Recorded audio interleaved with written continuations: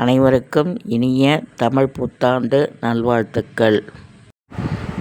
தமிழில் வருடங்களின் எண்ணிக்கை 60. இதில் 39வது வரக்கூடிய வருடம்தான் விசுவாவசு என்கின்ற வருடம். இவ்வருடத்தில் சித்திரை முதல் நாள் துதியை திதியும் சுவாதி நட்சத்திரமும் ஒன்றாக வருகிறது. இந்நன்னாளிலே அதிகாலையில் எழுந்து குளித்து மாவிலை தோரணம் கட்டி வீட்டு வாசலை மெழுகி கோலமிட்டு விளக்கேற்றி நீர்மோர் பானகம் சுண்டல் வைத்தும் மாங்காய் பச்சடி வேப்பம்பூ கலந்து அறுசுவையும் ஒன்றாக கலந்து கடவுளுக்கு நிவேதனம் செய்து வடை பாயசத்துடன் நிவேதனம் செய்து விருந்தினர்களையும் உபசரித்து வாழ்வாங்கு வாழ வாழ்த்துகிறேன். மேலும் தமிழுக்கும் முருகனுக்கும் ஒரு உறவு உண்டு. தமிழ்தான் முருகன், முருகன்தான் தமிழ். எப்படி என்று கேட்டால்,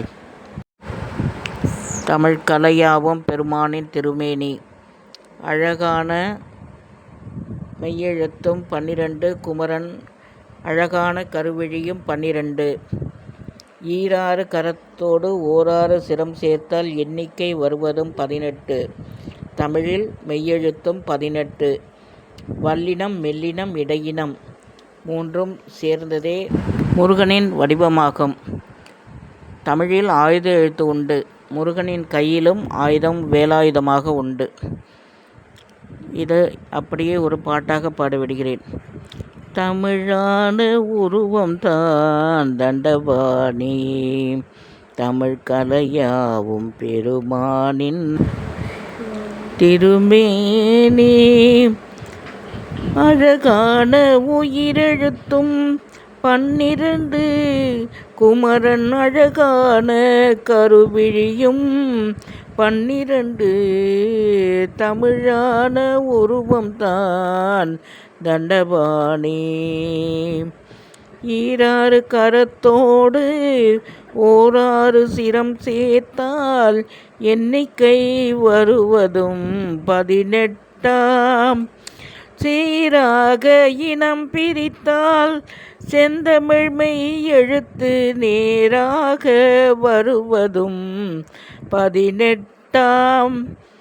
வல்லினம் தன்னை கூறும் அவன் நெஞ்சம் அவன் கண்டு பகையஞ்சும், மெல்லினம் அறுபடை வீடாகும் முருகன் மேனியே செந்தமிழ் ஏடாகும், தமிழான உருவம் தான் தண்டபாணி, ஓரெழுத்து தமிழில் ஆயுதமாம் கை முருகனின் கை ஒளிர்கின்ற வேல் முருகன் ஆயுதமாம், யார் எழுத்து இங்குதான் என்ன செய்யும், யார் எழுத்து இங்குதான் என்ன செய்யும்,